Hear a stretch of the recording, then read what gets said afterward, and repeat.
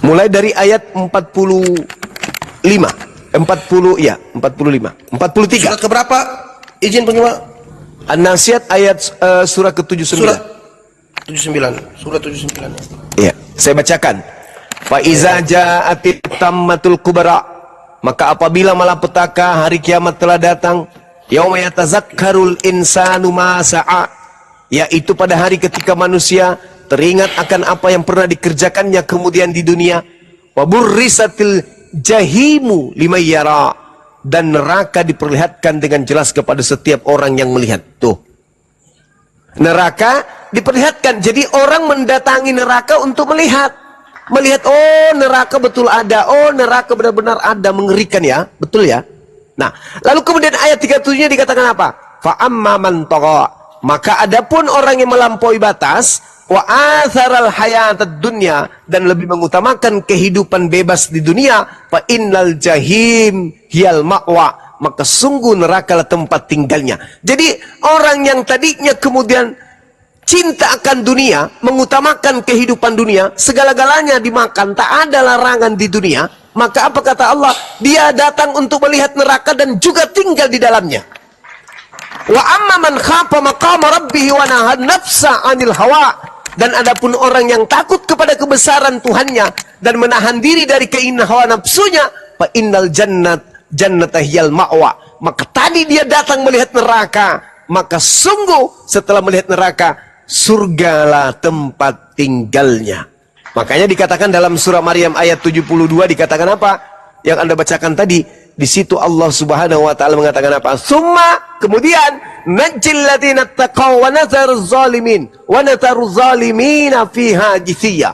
Kemudian kami akan menyelamatkan orang-orang yang bertakwa dan membiarkan orang-orang yang zalim di dalam neraka dalam keadaan berlutut. Tadi datang melihat neraka. Lalu kemudian Allah menyelamatkan orang-orang yang beriman dan membiarkan kemudian orang zalim menetap di dalam api neraka. Itu dalilnya. Jadi kita semua akan mendatangi seluruh manusia. Sama di dalam Markus 9 nomor 49. Seluruh manusia akan digarami dengan api neraka. Dengan api. Itu sama itu dalilnya. Tetapi yang dimaksud di sana, siksaan hanya berlaku kepada orang-orang kafir. Seperti itu saudara. Jadi apakah kemudian ada pernyataan bahwa orang-orang yang masuk ke neraka ini kelak ada kemungkinan dia akan keluar dari neraka? Ada itu di dalam kitab yang Anda gunakan. Kemudian saya lupa dalilnya. Subhanallah. Di Mazmur ya, Mazmur berapa itu ya? 105 atau berapa ya? Kok jadi saya lupa ya? Keluar dari neraka. Ada itu bang. Keluar dari neraka di Mazmur 5, di Mazmur 66, Mazmur 66 nomor, subhanallah, nomor 12 coba. Coba Anda baca Mazmur 66 nomor 12. Insya Allah saya tidak keliru. Silakan.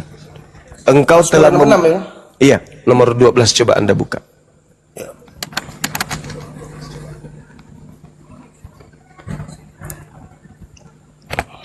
Engkau telah membiarkan orang-orang melintasi kepala kami. Iya, betul. Itu benar. Engkau telah membiarkan orang-orang melintasi kepada kami. Kepala kami telah kami menempuhi api. Ya, menempuhi. Kami telah menempuh api dan air. Tetapi engkau telah mengeluarkan kami. Oh, iya. Kalau Anda lihat juga di dalam Yudas 1-2-3, selamatkanlah mereka dengan jalan merampas mereka dari api, tetapi tunjukkanlah belas kasihan yang disertai ketakutan kepada orang-orang lain juga, dan bencilah pakaian mereka yang dicemarkan oleh keinginan-keinginan dosa. Itu sama itu. Jadi kita semuanya ini akan digiring kepada neraka. Maksudnya kita mendatangi neraka. Bahwa kita lihat benar-benarlah ya, neraka itu betul adanya. Bukan hanya isapan jempol aja bahwa neraka tempat sisaan, neraka tempat yang mengerikan. Kita datang. Tetapi apalah arti kengerian itu semua setelah kita ternyata masuk surga? Maka nikmat surga itu akan semakin terasa ketika kita melihat penderitaan di neraka tadinya. Sama ketika orang kemudian pernah merasakan sakit gigi, maka dia akan merasakan nikmatnya setelah dia merasakan tidak sakit gigi. Orang akan merasakan nikmatnya makanan ketika dia pernah merasakan lapar. Apapun makan yang kita suguhkan kepada orang kenyang, tidak ada nikmatnya. Tapi kalau kita berikan kepada orang yang haus, orang yang lapar, maka makanan itu sangat nikmat. Itulah maksudnya ketika kita mendatangi neraka, ketakutan, kengerian, kemudian sangat luar biasa pada saat itu. Tetapi ternyata ketika kita hidup di dunia, kita termasuk golongan orang-orang yang menyelamatkan diri dari kemaksiatan. Maka Allah seketika itu juga meneruskan menjelaskan dalam Al-Quran bahwa kita yang tidak mendatangi neraka akan terus sampai ke surga, dan Allah membiarkan orang-orang kafir tetap kekal di dalam api neraka tersebut. Adapun yang disinggung dalam Mazmur 66 nomor 12 adalah orang yang tidak menduakan Allah, tetapi ada dosanya yang tidak dihapuskan oleh Allah kecuali dihapuskan dengan api neraka. Maka orang ini harus masuk ke dalam neraka dulu, disucikan di sana, dibersihkan di sana. Setelahnya barulah dia dikeluarkan, dibebaskan dari api neraka setelah dosanya dihapuskan. Itu bagi orang Islam yang mati membawa dosa, tidak diampuni oleh Allah dosanya, entah karena apa, maka dosanya hanya bisa dicuci dengan api neraka. Setelah selesai pencucian itu, mereka semua akan digiring dalam surga. Tapi kalau orang kafir mati dalam keadaan kafir, tak ada lagi istilah dicuci, dia di blender dalam kehidupan yang kekal selama-lamanya. Fi nari jahannam khalidina fiha abada. Selama-lamanya di dalam api neraka jahannam, kekal, tak ada hentinya, sampai tidak ada akhirnya. Selama-lamanya dalam kehidupan kekal hanya bermandikan dengan kobaran api yang menyala-nyala. Makanya sebelum roh keluar dari tubuh, maka kita harus menentukan sikap dalam hidup ini. Itu aja. Karena hanya ada dua kelompok di atas muka bumi ini. Yang pertama orang beriman dan orang yang kafir, orang yang kufur. Orang yang beriman adalah orang yang melakukan apa yang diteorikan oleh mulut, apa yang diucapkan mulut, apa diucapkan oleh mulut, diniatkan oleh hati, diucapkan oleh mulut, kemudian dibenarkan dengan perbuatan. Itu orang beriman. Mereka adalah orang yang tunduk berserah diri kepada perintah-perintah Tuhan. Kalau Tuhannya mengatakan lempari tetanggamu batu pada hari Jumat, itu pun yang lakukan. Kalau Tuhannya mengatakan jangan engkau makan nasi pada hari Jumat, itu pun yang dia lakukan. Kalau Tuhannya mengatakan ibadah sholat 50 kali sehari, itu pun dia lakukan. Itu orang beriman. Mau ditatar, mau kemudian tunduk, mau diatur oleh Tuhan pencipta langit dan bumi. Tapi kalau tidak mau diatur, itu kafir. Enak perutnya bikin aturan sendiri. Tak ada perintah, dia lakukan sendiri. Semau-maunya dia, seenak edewe. Sedangkan orang yang mau terpimpin oleh Tuhan, itu adalah orang beriman. Dalam kehidupan rumah tangga kita, tidak ada perintah-perintah orang tua kita. Itu seperti makanan tanpa sayur. Makanan tanpa garam, sayur tanpa garam. Jadi hidup yang benar adalah hidup tertata oleh perintah Tuhan. Jangan melakukan ini, jangan melakukan itu, jangan makan ini, jangan makan itu. Itu orang yang mau terpimpin oleh Tuhannya, tunduk kepada Tuhan. Kalau ada orang yang tidak mau dipimpin, perintah-perintah Tuhan dihapuskan demi untuk memerdekakan kemudian syahwatnya, maka itu sama seperti iblis. Itu sama seperti iblis yang tidak mau diatur, hanya sekedar satu perintah saja. Tunduklah kalian sujud menghormat kepada Adam. Oga, itu iblis. Nah, orang yang tidak mau taat kepada perintah Tuhan, itu iblis. Itu saudaranya iblis itu. Demikian saudara, silakan. Mungkin masih ada lagi sebelum saya tidur. Baik Bang Juma. Ya, silakan. Cara pertanyaan berikutnya ini kan tentang Keluaran 20 itu Bang Juma ayat 3. Jangan ada Allah lain padamu. Nah, di 2 Tawarik 15 ayat 12. Tanyakan. Bentar. Apa angsuran apa? 20 tahun, 15 tahun? Ya. Kalau 20 tahun subsidi pemerintah itu 1 juta per bulan sampai 20 tahun. Bang, kalau ya Bang.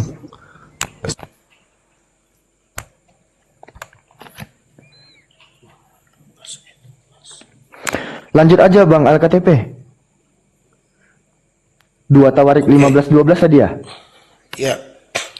Kan sebelumnya di Keluaran 20 ayat 3. Di situ kan jangan ada Allah lain padamu. Jangan ada padamu ilah lain di hadapanku. Ya, oke. Di 2 Tawarik 15, mereka mengadakan perjanjian untuk mencari Tuhan, Allah nenek moyang mereka dengan segenap hati dan jiwa.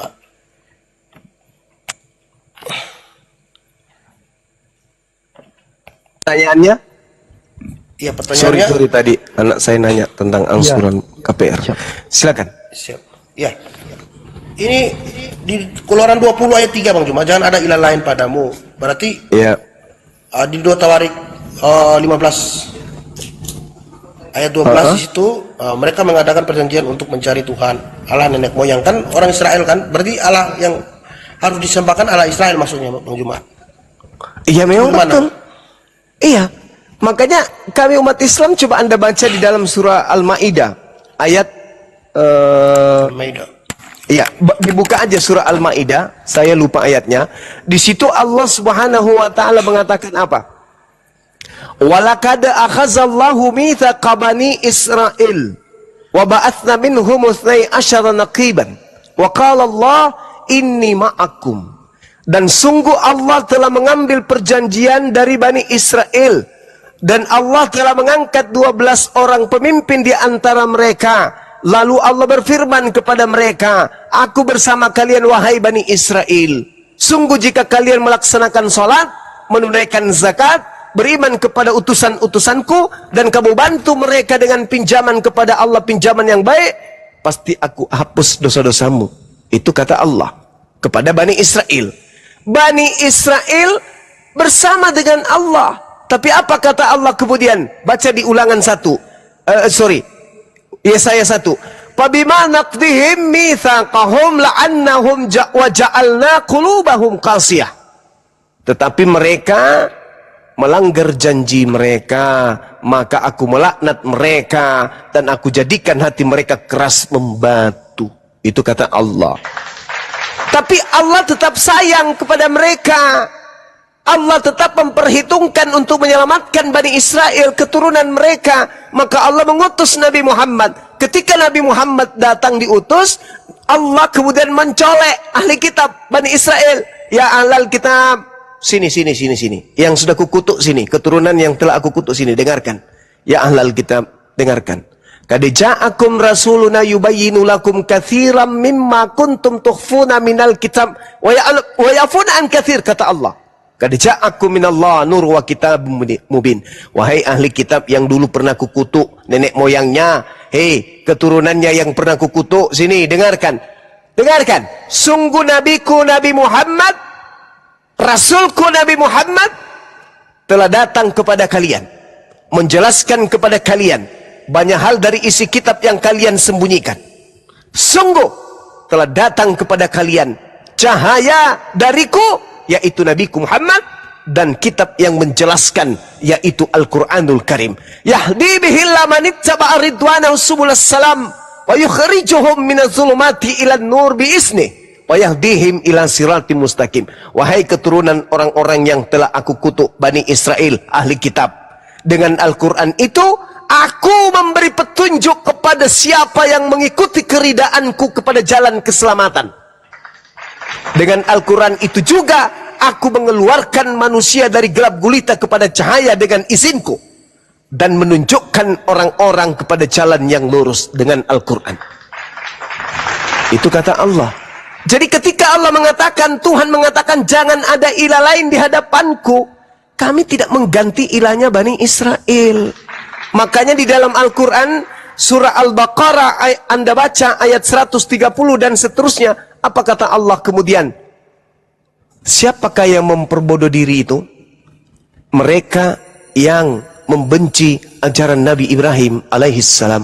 Wa may yarghabu an millata Ibrahim illa man safiha nafsa wa laqad istafainahu fid dunya wa innahu fil akhirati laminas salihin. Dan orang yang membenci ajaran Nabi Ibrahim hanyalah orang yang memperbodoh dirinya. Dan sungguh aku Allah telah memilih Nabi Ibrahim di dunia, dan sungguh di akhirat telah termasuk orang-orang yang soleh.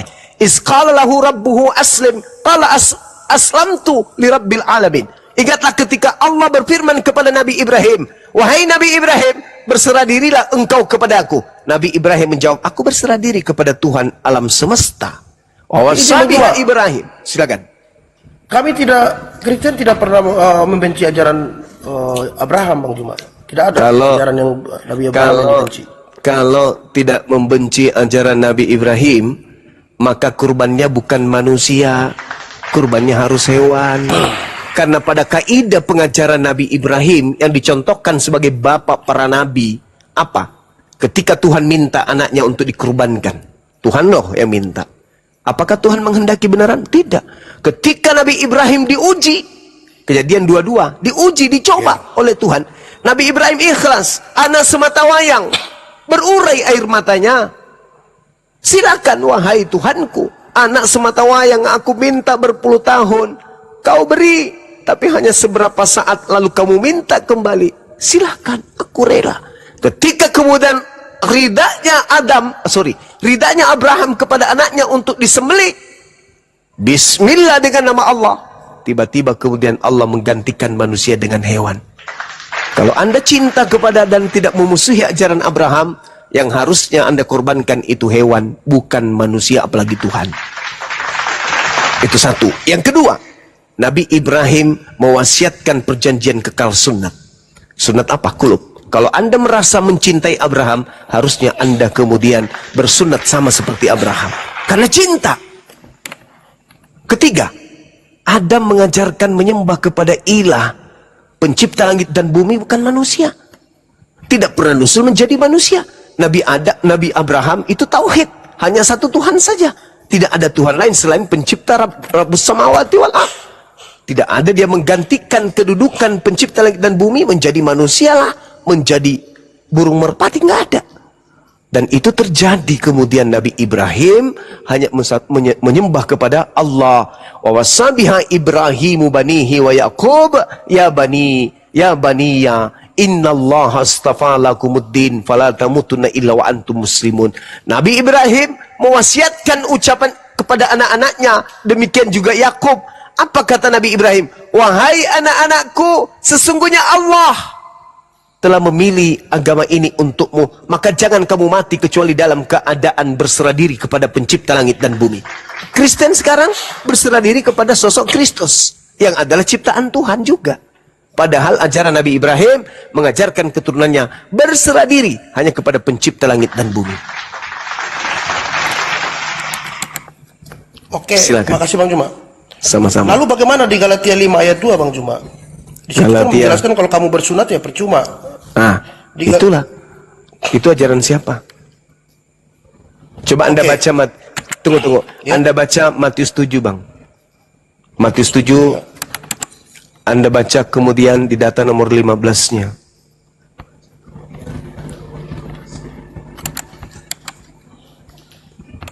Ya. Nomor 15. Waspadalah terhadap nabi-nabi palsu ya. Matius 15. Jangan nabi palsunya, nanti berat. Coba Anda baca di dalam Matius 24 mulai dari data nomor 15-nya.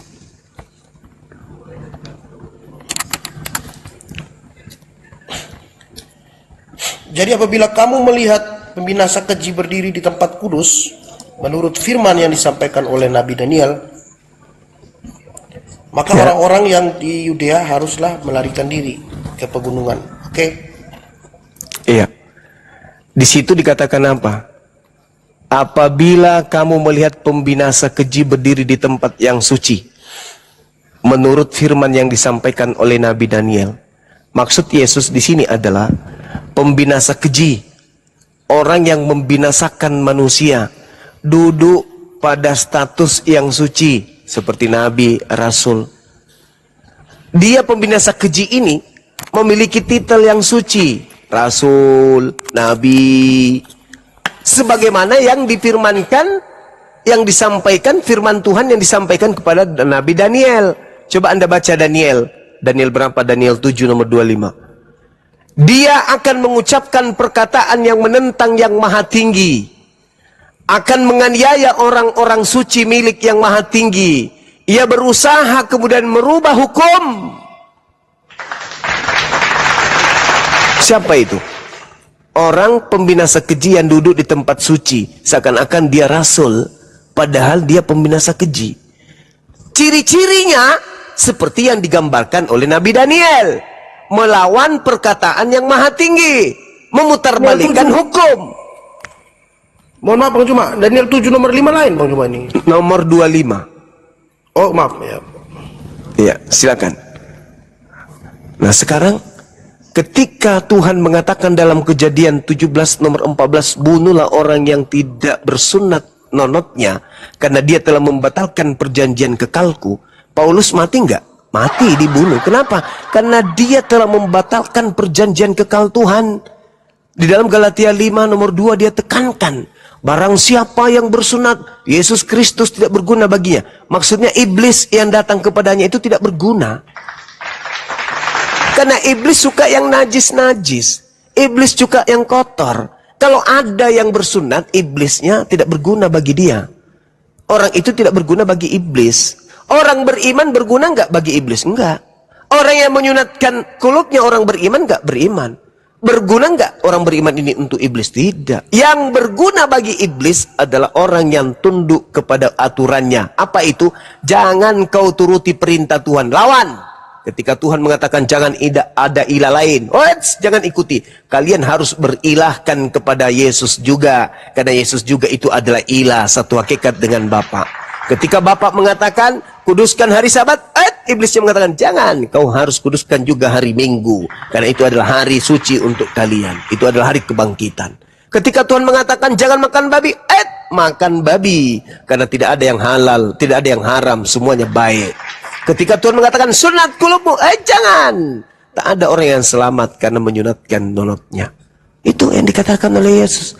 Apabila kamu melihat sang pembinasa keji berdiri di tempat kudus, maka dia akan memutarbalikkan firman Tuhan dan melawan kemudian yang maha tinggi. Yang maha tinggi mengatakan apa? Keluaran 20 yang Anda bawa tadi. Jangan ada ilah lain di hadapanku. Jangan kau membuat ilah lain. Jangan. Orang Kristen membuat ilah bernama Yesus Kristus dan juga Roh Kudus. Sejak kapan Yesus Kristus ini ilah? Sejak kapan Roh Kudus ini ilah? Tidak pernah, selain daripada ketika sang pembinasa keji ini duduk sebagai pemimpin penyesatan di atas muka bumi. 2 miliar manusia. Dia adalah nabi dari sang Kristus palsu. 2 miliar orang disesatkan. Kata Yesus asli dalam Matius 24 nomor 4 nomor 5. Waspadalah kepada penyesat yang datang kepadamu dengan memakai namaku dan berkata akulah Kristus. Mereka akan menyesatkan banyak orang. Kristus palsu bersama dengan utusannya nabi palsu akan menyesatkan banyak orang. Siapa pengikut Kristus di dunia ini? Islam bukan, Hindu bukan, Buddha bukan, ateis bukan. Satu-satunya kandidat hanyalah Kristen. Kalau pengikut Yesus yang asli ke gereja enggak? Enggak. Makan babi enggak? Enggak. Mingguan enggak? Enggak. Mengkitabkan Lukas, Markus, Matius, Roma, Galatia, Filipi dan seterusnya? Enggak. Merasulkan Paulus? Enggak juga. Makan babi? Enggak. Makan anjing? Enggak. Itu pengikut Yesus asli. Kristus palsu? Boleh enggak makan anjing? Wah, makanan kesukaan. Boleh enggak makan babi? Wah, kegemarannya. Ibadah enggak mereka meriahkan hari pagan? Wah, aslinya. Itulah bukti bahwa ketika Anda mengejar siapa nabi palsu itu, kata Yesus, lihat dari buahnya. Siapa di antara Islam, Hindu, Buddha, Kristen yang memanggil aku Tuhan, bermujizat pakai namaku, mengusir setan pakai namaku, itulah buah dari nabi palsu. Saya kira begitu, Bung. Silakan. Ya, terima kasih banyak Bang Juma. Siap. Udah selesai pertanyaan. Baik. Jelas. Ya. Saya izin. Terima kasih. Terima kasih Bang Juma. Silakan Saudara Al-KTP. Ya. Silakan. Selamat malam semuanya. Ya. Iya, malam Terima kasih juga. banyak. Terima kasih sama-sama.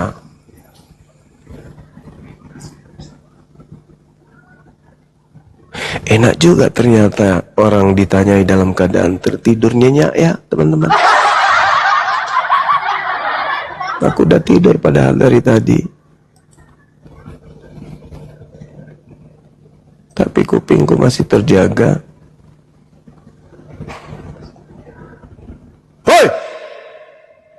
Ya paman. Assalamualaikum. Itu salah satu trik mengusir rasa ngantuk. Mengkagetkan diri sendiri. Akhirnya saya kaget.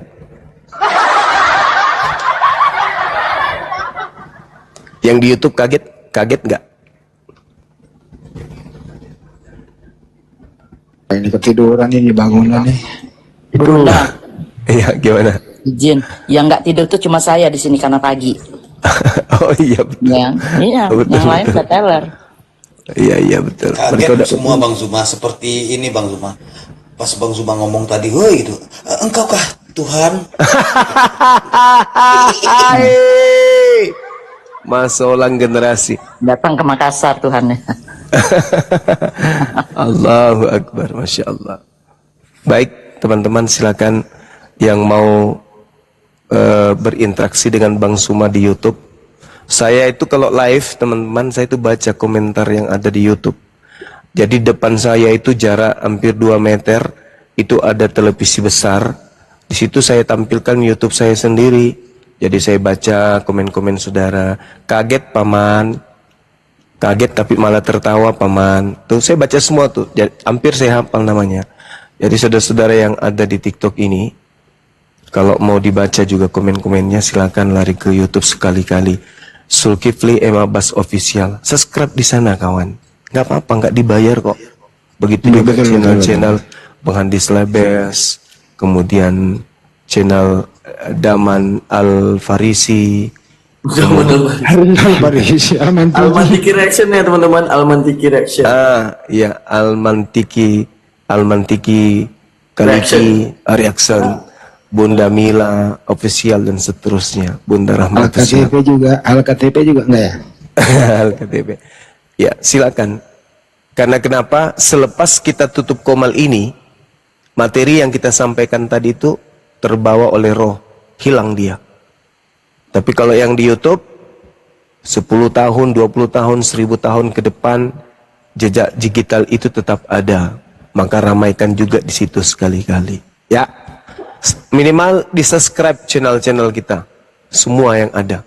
2,9 ini kalau semuanya masuk ke channel YouTube yang berafiliasi dengan Bang Zuma luar biasa. Ada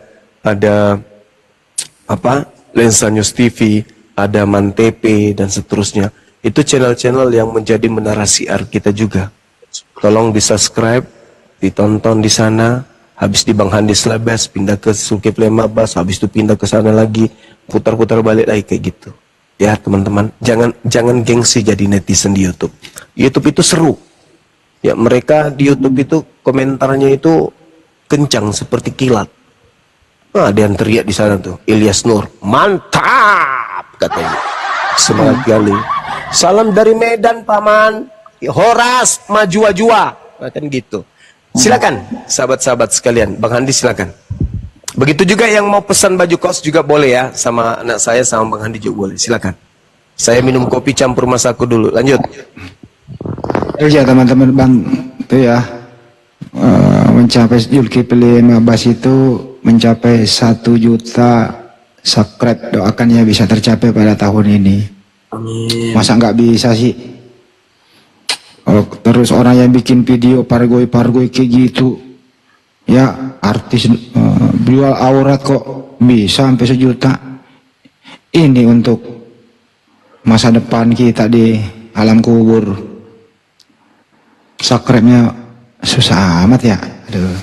Ya semoga bisa sampai 1 juta subscribe. Zulkifli M. Abbas ya. Per hari ini belum sampai 500.000 loh. Belum, dikit lagi 500.000. Ya dukung ya teman-teman. Kalau nggak didukung ya nggak usah. Jual sawah aja udah sono. Oke. Yang kedua ya teman-teman yang lain, yang baru gitu loh, kayak apa? Daman Almantiki ini baru kan? Ya didukung. Alfi punya didukung baru. Kalau di Selebis Channel udah terkenal kok, nggak usah. Kalau nggak mau. Subscribe saya itu rata-rata dari Burundi. Jarang orang Indonesia gitu loh. Orang kulit hitam semua. Yang subscribe Bang Handi biasanya Inspektur VJ. Iya, ya itu rata-rata itu. Inspektur VJ. Dan satu lagi, Ya. buat teman-teman yang ingin nyimak dan menghemat kuota, ya di YouTube. Kalau di TikTok itu kencang pemakaian kuotanya.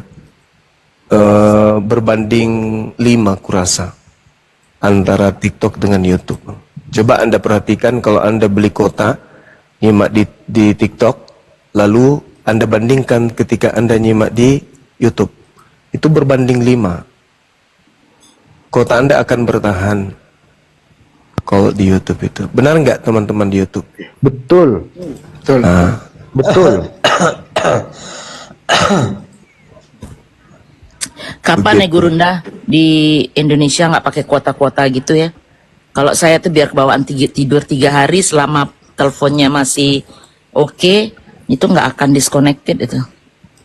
Oh itu tunggu Bang Juma jadi presiden insya Allah, amin ya. Ya, amin.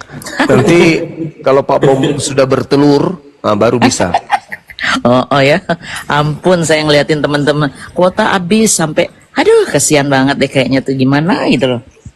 Oh di tempat Bunda nggak pakai kuota? Nggak ada begitu, udah sekali setiap bulan sekian. Pakai jempol di sana Bun? Enggak. Pakai jempol, udah gitu telepon kita tuh kalau kita mau tukar setiap tahun bisa tukar telepon. Telepon yang lama dibayar lagi. Jadi nggak ada kita telepon bekas tuh, nggak ada. Oh iya. Tiap tahun. Ini Benar. YouTube saya ini diserang sama saudara-saudara kita dari Jambi, banyak kali dari Jambi. Wah. Salam kami dari Jambi, Binjai. Hadir paman. Berarti mereka saling berfirman dalam hati ya Bunda. Nggak Halim Ih, Iskandar. pakai bahasa roh. Lupa itu juga loh, kalau mau pesan baju yang bergambar berlogo Bang Juma ya. Iya betul. Ya dipercepat. Kata Dewi Ania, jangan beli kota, beli kampung aja, kata dia, biar hemat. Beli kota itu mah. Bang Handi itu tamu ya, Sugeng, Pak Sugeng. Iya. Iya kamu, assalamualaikum. Waalaikumsalam. Waalaikumsalam. Salam kenal Bang Juma Salam kenal juga Bang. dari Madura. Iya, sama dari Makassar. Fan beratnya Bang Juma ini, alhamdulillah saya merasa Alhamdulillah. bangga. Saya selaku orang Muslim, masya Allah, tabarakallah, punya Bang Juma. Iya, Masya Allah.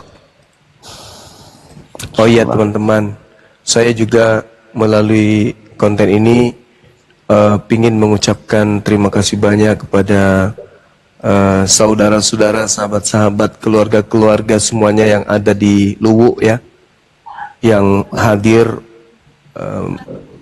pada pemakaman adik saya ketika meninggal kemarin. Banyak keluarga yang datang yang tidak sempat saya jumpai, mohon maaf. Kalian minta untuk foto bersama, tapi kemudian saya disibukkan dengan kegiatan-kegiatan yang sifatnya mungkin terkesan kalau saya cuek pada saudara-saudara, sahabat-sahabat saya yang ada di sana. Jadi yang ada di Desa Munte, yang ada di Kota Karondang, Rampoang, Poreang, Patila, Sukamaju, Bone-Bone, kemudian banyaklah, nggak bisa saya sebutkan satu-satu ya. Terima kasih yang ada di Malili, ada di Wotu, Lawo, Lambarese, Bunga Didi, Poreang, Rampoang, maaf dan banyak terima kasih banyak karena telah hadir dalam acara pemakaman adik kami, dan doa-doanya yang baik insya Allah diijabah oleh Allah SWT. Amin. Amin, Allahumma amin.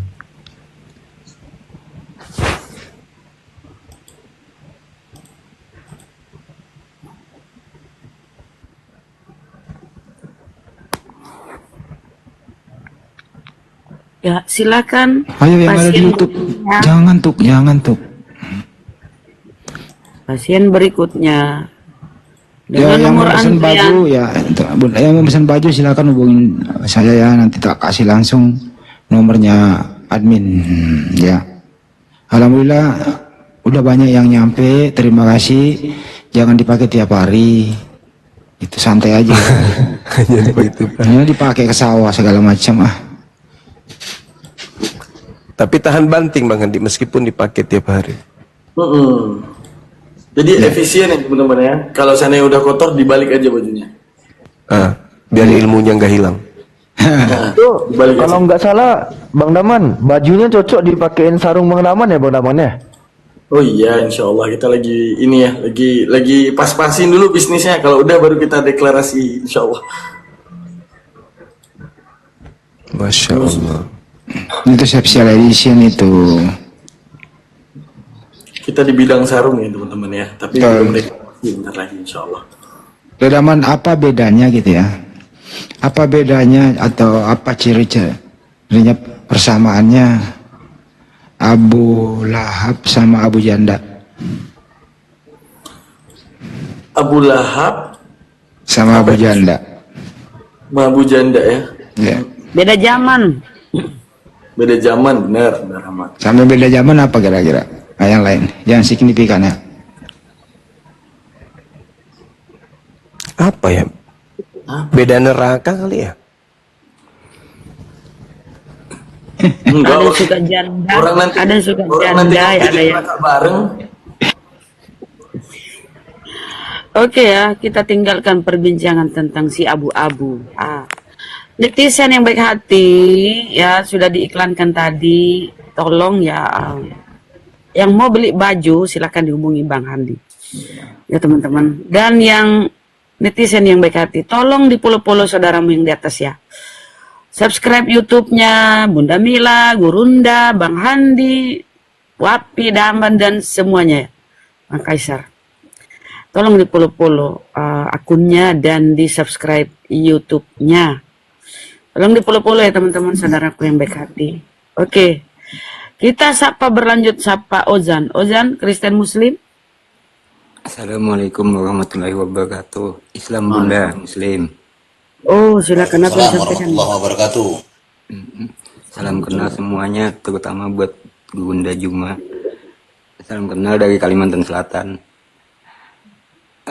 Cuma mau minta doa Bunda semua buat istri saya yang sedang menjalani operasi, Bunda. Iya Bang, silakan. Semoga dilancarkan Bang ya. Lancarkan operasinya, amin. Amin. Itu aja Bun. Assalamualaikum. Terima kasih banyak Bun. Sudah diberi Silakan kesempatan buat naik. doanya Bang Akhidaman, silakan. Assalamualaikum. Itu emang sunnahnya gitu. Assalamualaikum. Lar. Oke Bang, itu aja. Yang penting sering-sering di apa? Ini operasi di penyakit apa Pak? Penyakit atau melahirkan?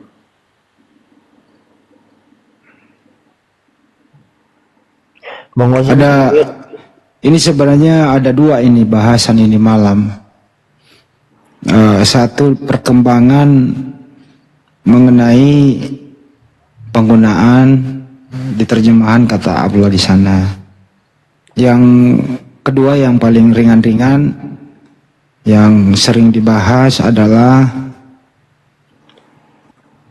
kebanyakan dari tetangga sebelah itu mengatakan hanya Yesus satu-satunya jalan, tidak ada yang lain. Saking sombongnya mengingkari sesudah Yesus atau kalau kita Nabi Isa alaihissalam nggak ada lagi Nabi. Saking sombongnya tidak ada lagi itu Nabi Muhammad sallallahu alaihi wasallam. Hanya Yesus satu-satunya jalan. Kalau itu satu-satunya jalan Bang Handi, mereka nggak akan cerai-berai. Satu dalil tidak akan pernah menceraikan umatnya. Contoh Bang Juma ngomong, mobil itu kuning ya. Semua kita akan berpaham mobil itu kuning. Mereka itu lupa menyadari apa yang terjadi di dalam internal mereka. Contoh gini, ketika dikatakan di dalam Islam, wa anna haza sirati mustaqiman fattabi'uh. Inilah jalanku yang lurus, maka engkau ikuti. wala tattabi'u subula fatafarraqa alaikum an sabili. Dan jangan engkau ikuti jalan-jalan yang akan menceraikanmu daripada jalannya. Itu adalah satu peringatan daripada Rasulullah, apa yang dikatakan oleh Rasulullah, bahwa ini jalan daripada Allah, yang lurus engkau ikuti. Sekarang gini, kita saat berpegang di atas dalil ini, kita tidak tercerai-berai. Tuhannya finish, nabinya finish. Mereka, akulah jalan yang lurus. Segala denom yang mengatakan dirinya benar, pegang jalan ini. Akulah jalan kebenaran dan hidup, dipegang oleh Unitarian, dipegang oleh Tritunggal, dipegang oleh Oneness, dipegang oleh Marcion, dipegang oleh Saksi Jehovah, dengan pandangan Tuhan yang berbeda-beda. Lalu di mana jalan kebenaran yang mereka janjikan tersebut? Tidak mungkin dong satu dalil dapat mencerai-beraikannya, kecuali Yesusnya ada 7. Ada Yesus Unitarian, ada Yesus Saksi Jehovah, ada Yesus Tritunggal ataupun Yesus Oneness. Menunjukkan apa? Bahwa segala yang di luar jalan Rasulullah, yang dikatakan di dalam Al-Quran sendiri, dalam Al-An'am 153, ini jalanku, maka ikutilah. Di luar jalan ini kalian tercerai-berai. Buktinya terjadi kepada mereka. Jadi kalau mereka menggempar-gemporkan, hanyalah Yesus satu-satunya jalan. Yang seperti apa? Itu yang kita tanya. Seperti Tritunggal, lah bagi Oneness, kalian bidat. Oh, yang seperti Oneness, bagi Tritunggal kalian bidat. Oh, seperti Unitarian, bagi Oneness dan Tritunggal kalian bidat. Untuk menunjukkan apa? Mereka itu tidak punya kepastian di dalam imannya. Gitu Bang Andi. Kalau menurut saya sih hanya orang kemungkinan emosi, terus kemudian dia nggak memikirkan bagaimana counter attack, bagaimana mempertanggungjawabkan kalau mengatakan hanya Yesus satu-satunya jalan. Kalau hanya Yesus satu-satunya jalan, kemarin beberapa kali saya bahas bagaimana dengan kaumnya Nabi Musa alaihissalam, bagaimana dengan kaumnya Daud, bagaimana dengan kaumnya Nuh, sampai ke Adam begitu. Karena Yesus belum nongol menjadi jalan. Terus saya tanya, siapa jalan mereka? Kata ada yang bilang ya belum ada jalannya mereka. Ada yang bilang kemarin beli cabai tapi lupa kok belinya rotan gitu kan. Ada yang jawab bulat-bulat semua gitu lah. Terakhir ada yang jujur, ya mereka nanti diselamatkan Yesus dalam kuburan. Kan Yesus mati menginjili orang-orang di dalam kubur gitu. Macam-macam begitu. Jadi resiko mengatakan Yesus hanya satu-satunya jalan, itu hanya statement emosi tanpa diperhitungkan bagaimana mempertanggungjawabnya. Gitu ya Daman. Lanjut. Siap.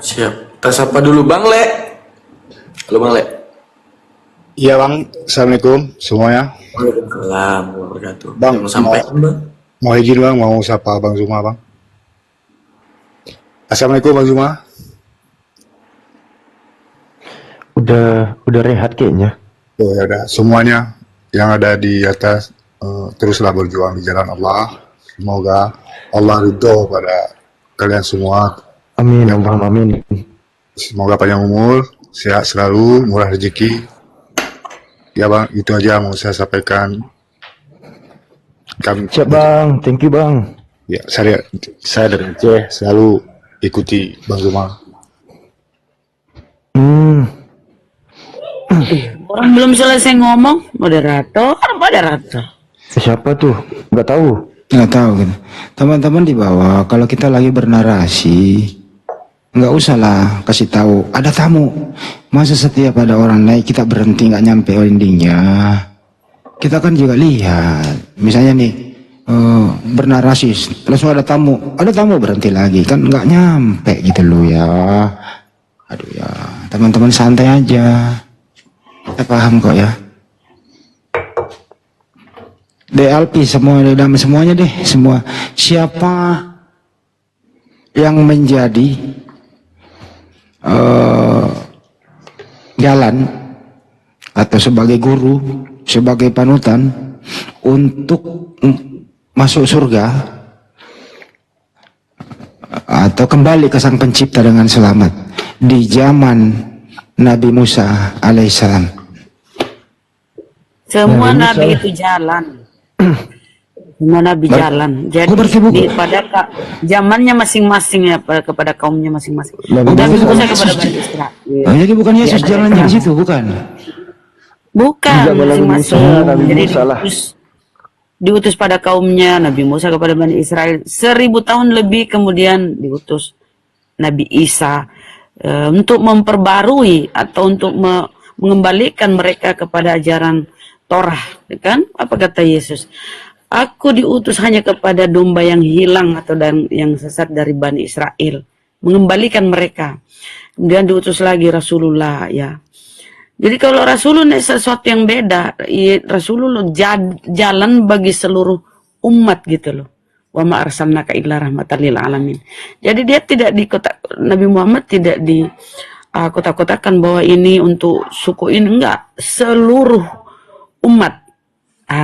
Maka itu tadi di Maryam 7172 semua di situ enggak terkecuali, semua mendatangi. Jadi karena Rasulullah itu untuk seluruh umat manusia. Khataman Nabi wa ma arsalnaka illa rahmatan lil alamin. Jadi semua nabi itu adalah jalan. Jalan apa? Jalan untuk menuju surga. Karena melalui nabi itulah kita mengenal Allah. Melalui pengajaran nabi-nabi inilah kita mengenal Allah, kita mengenal Tuhan. Sayangnya mereka menganggap Yesus itu bagian Tuhan itu sendiri. Padahal Yesus memperkenalkan sembahannya, memperkenalkan Tuhannya. Inilah hidup kekal itu, yaitu bahwa mereka mengenal Engkau, satu-satunya Allah yang benar. Nah, entah bagaimana pikirannya karena mereka berfokus kepada Yohanes 1 nomor 1, bahwa Yesus adalah firman dan firman itu adalah Allah. Inilah yang menyesatkan. Sehingga lari dari pemaknaan sesungguhnya. Silakan. Pun aja cuma jalan doang ya, nggak usah kemana-mana dulu gitu. Jadi bukan hanya Yesus satu-satunya jalan. Itu pernyataan statement emosional, tidak bisa dipertanggungjawabkan itu pendeta. Jadi semua nabi itu ya itu jalan masing-masing. Itu pun satu-satunya jalan kalau Yeshua Mashiach ya untuk Bani Israel. Bukan untuk Bani Indonesia, Bani Roma, Bani Burundi, Bani di luar Bani Israel bukan dia. Bani apa lagi nih? Salemba, Bani Salemba. Ya, bukan. Tertulis kok dengan jelas. Nanti ada itu setelah orang yang bersangkutan nih adalah untuk Bani Israel sudah nggak ada, baru dibuatkan untuk seluruh dunia.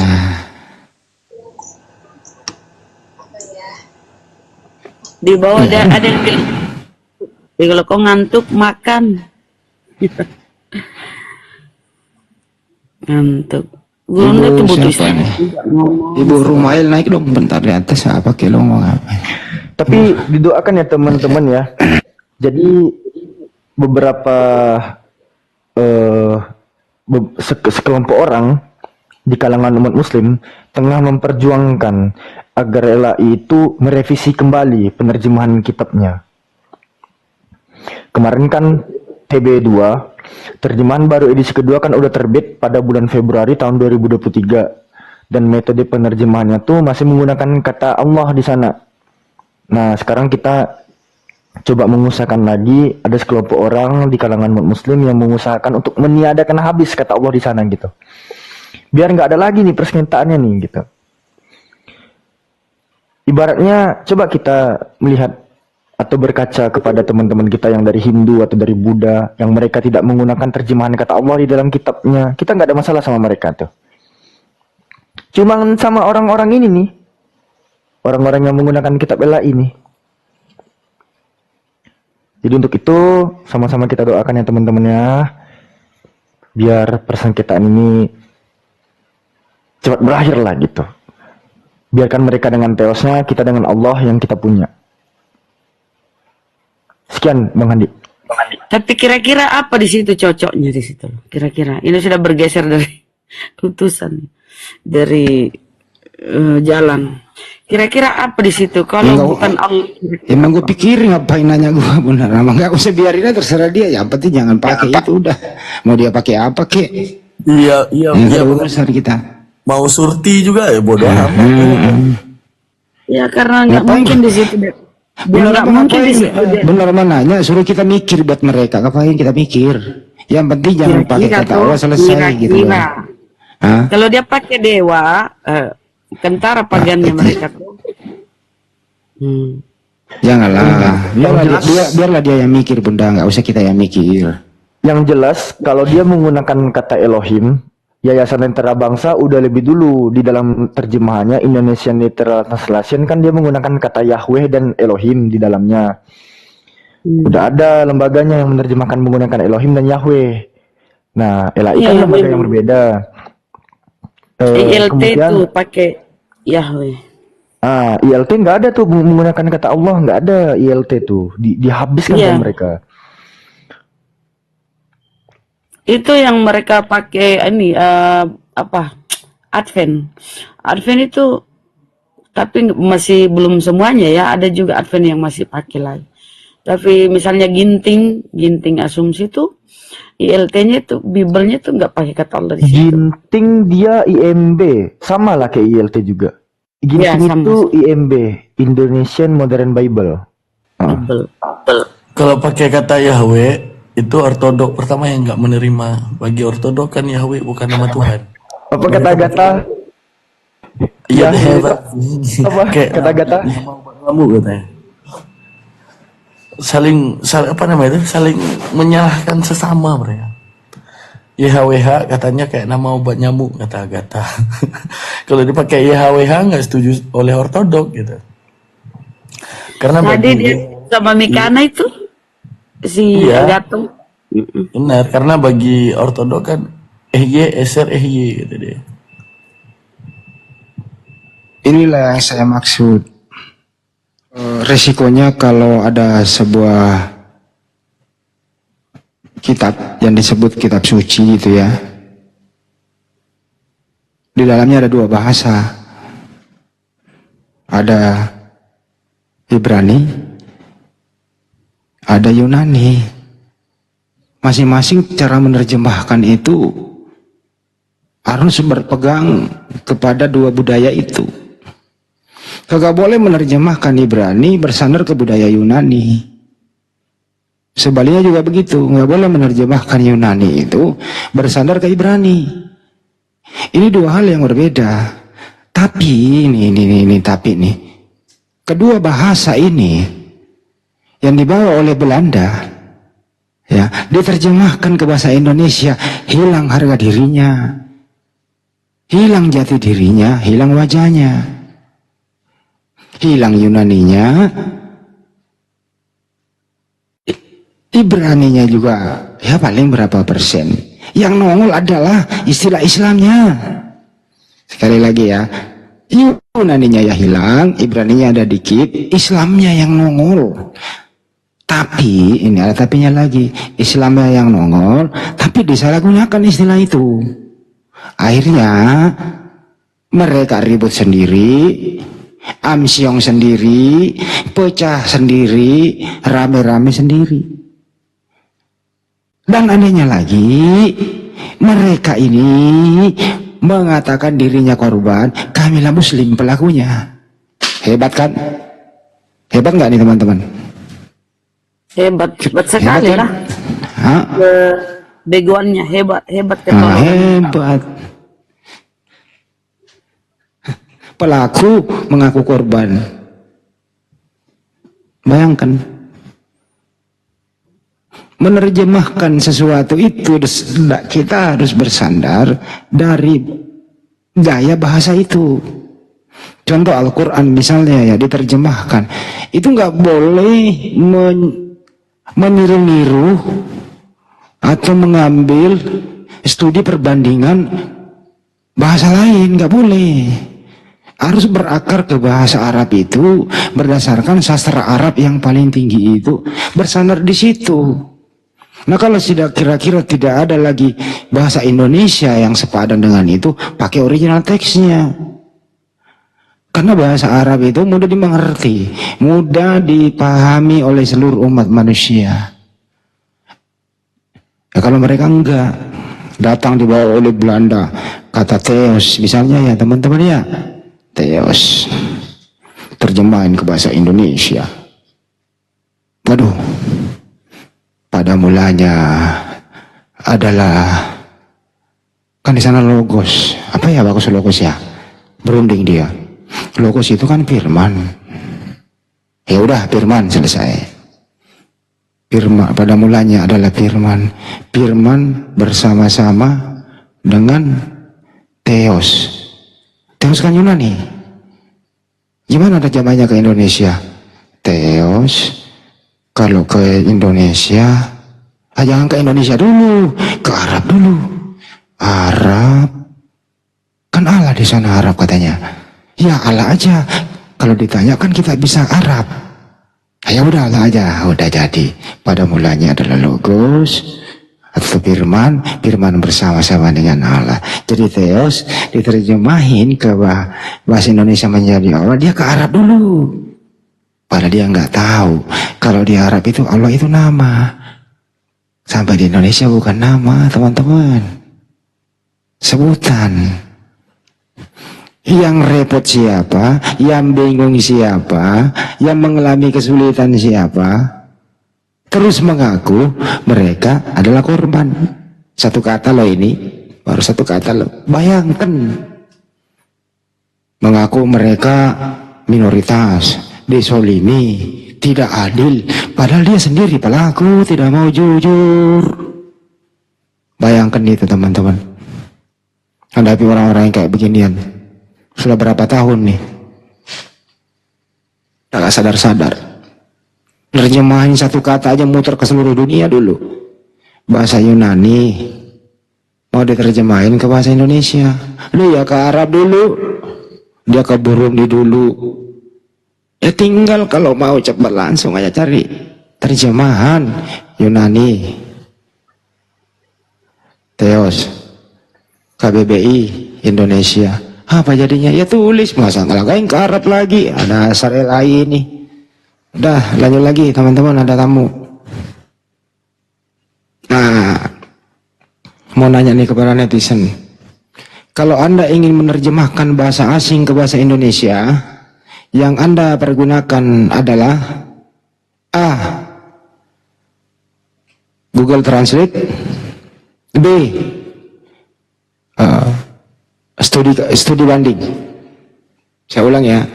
Kalau Anda ingin menerjemahkan satu bahasa asing ke bahasa Indonesia, Anda mempergunakan adalah A.